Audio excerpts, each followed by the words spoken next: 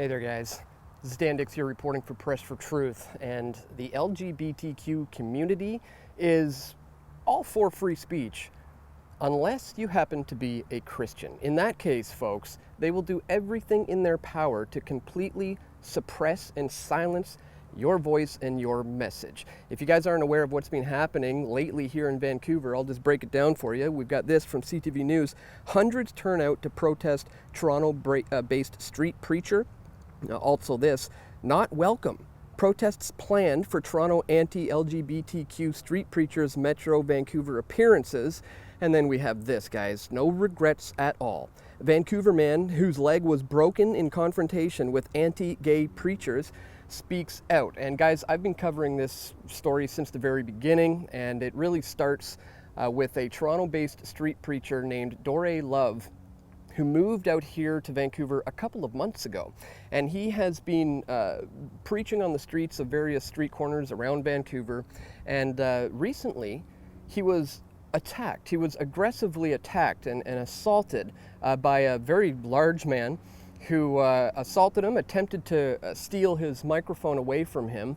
And Dore ended up having to defend himself. And this guy in the melee ended up with a broken leg.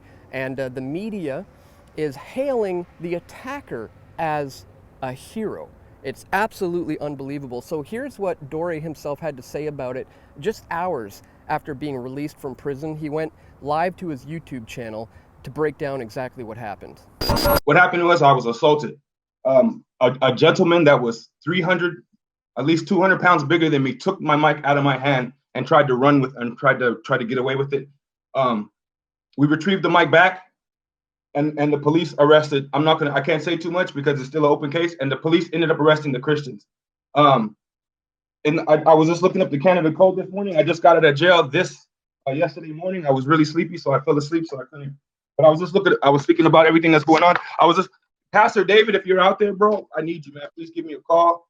If there's any Christian lawyers familiar with Canadian law, Christian lawyers in Vancouver, please give me a call. I need help. I have no idea what to do in this situation. The man assaulted me. So I looked up the Canadian law today, and it says it's armed robbery and assault for someone to take a mic out of his hand. So I have the mic, and I'm skinny. I mean, usually I was bigger. You can even tell people like, oh, you've been losing weight. Yeah, I'm a small dude. So this dude was about 250 pounds. I weigh about 170. He snatched the mic out of my hand, forcefully snatched it out of my hand, and pushed me out the way. That's assault and robbery. He was charged with nothing. We have it on video camera. We have him assaulting on video camera. The police did nothing. The police took both my video cameras. They took my telephone. They took all of my bags, 3 of my bags, and my gospel booth. And then they put me in jail. And they charged me with assault for someone stealing my stuff, mischief, aggravated assault, mischief, and causing a disturbance. I've never been arrested. I've never been to jail. I don't even have a record. I didn't even have to go to court. After they processed me, they left me in jail for about 12 hours, and they let me out. But they banned me from the beach. I'm not allowed to go to English Bay, to Sunset Bay, and to the gay neighborhood. And as if that wasn't bad enough, guys, the media is now putting out pieces like this. No regrets at all. Vancouver man whose leg was broken in confrontation with anti-gay preachers speaks out. In his moments of excruciating pain lying on the hospital bed, Justin Morissette replays Saturday evening's confrontation, wondering whether he made the right decision. Morissette confronted a group of anti-gay demonstrators who were situated at the corner of Davie and Thurlow Street in the heart of Vancouver's LGBTQ community. I was not going to stand idly by and let these men just verbally attack my neighbors because you could look around in the crowd and see how hurtful and upsetting it was, Morissette told CTV News over video chat from his hospital room. They're there to antagonize. They are there to make people feel threatened where they live, and I could just not accept that. I was not going to allow that to happen. Morissette said he tried to turn down the amplifier, but the demonstrators turned it back up. He then grabbed the microphone and the confrontation escalated. So there you have them openly admitting he's the one who started this thing. He started it. by grabbing Dore's microphone, and Dore had to then defend himself. Well, they go on in the article here to champion this man as if he is a hero for speaking out against hate speech. The brother of the guy launched a GoFundMe campaign, and they've already raised $53,000, guys. They're asking for $25,000, and they raised $53,000. This is just absolutely insane. And there's some serious misrepresentation coming from the media on this one. Now, this is what brings us up to date. Now we have another Toronto street preacher, David Lynn. He is Dore Love's mentor, who's on a Canada-wide preaching tour, decided to come to Vancouver in solidarity and in support for Dore. And he too has been getting attacked in the streets just as he's trying to preach the gospel.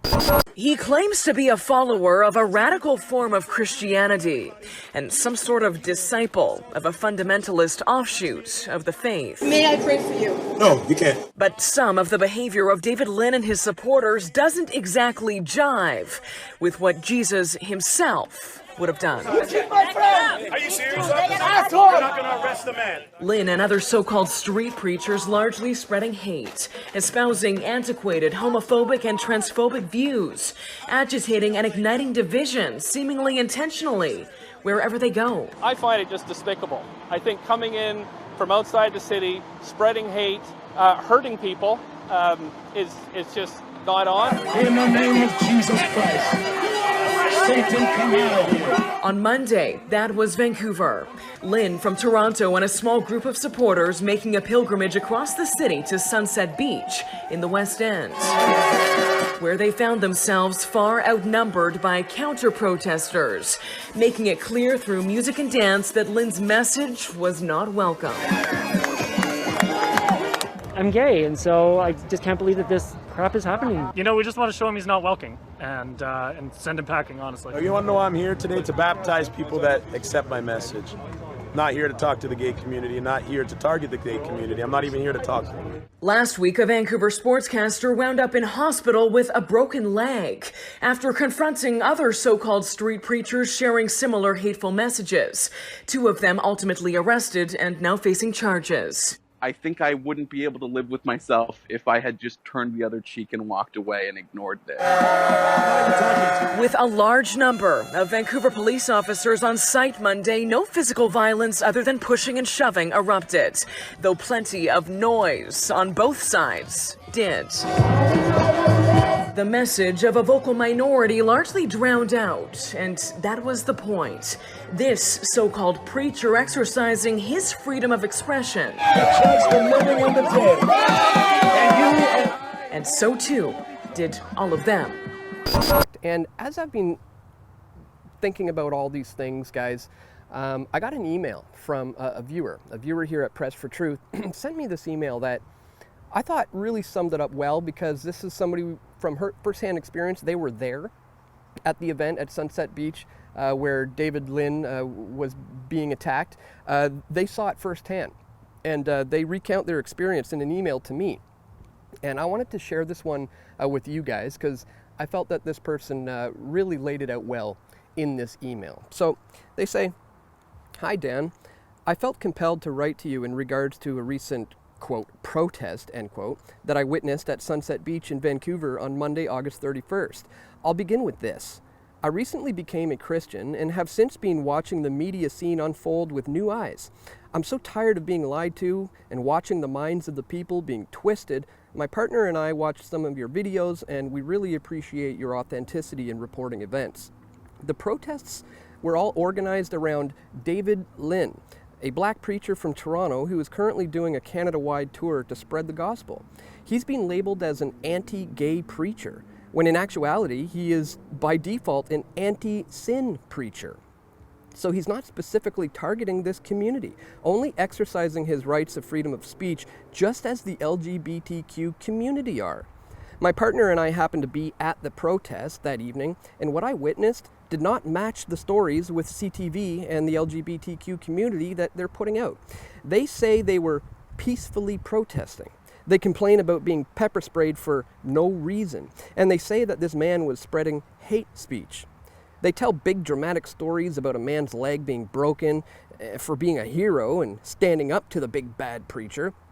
And they turn and use the anti-police rhetoric by crying that the police did not stand up for their rights and instead protected the preacher, and that we have a police problem in Vancouver too. The behavior I witnessed at these protests was anything but peaceful on the part of the LGBTQ community. It was all quite the opposite. I witnessed seemingly drunken, riotous, hateful people screaming profanity and yelling "Hail Satan," amongst other obscenities, at this man as he baptized people in the ocean. I witnessed people yelling death threats at this man while he spoke calmly and proclaimed the truth of the gospel. I've never witnessed such vulgar behavior from a group of individuals in my life. If the police had not been present, they would have certainly beaten this man near to death, if not worse. CTV News has completely taken the side of the LGBTQ community and warped the story to their liking, further smearing the image that of this man and the Christian community as a whole.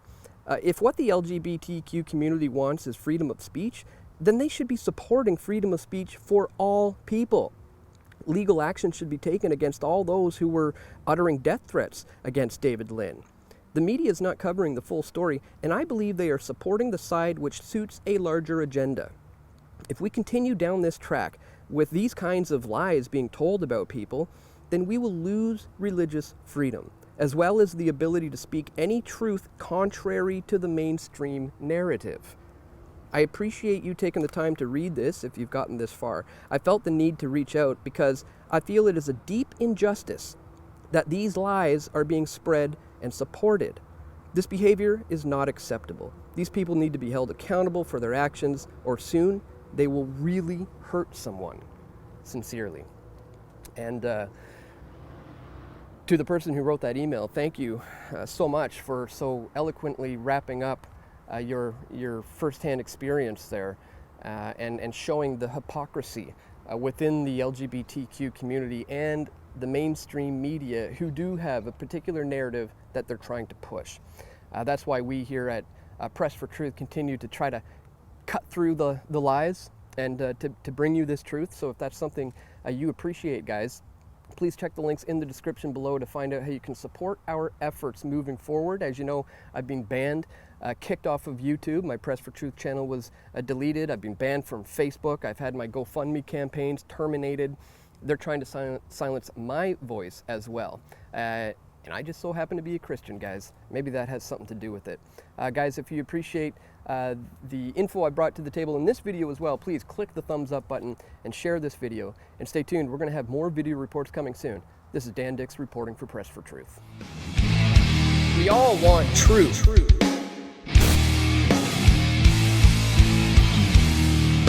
The truth will set you free.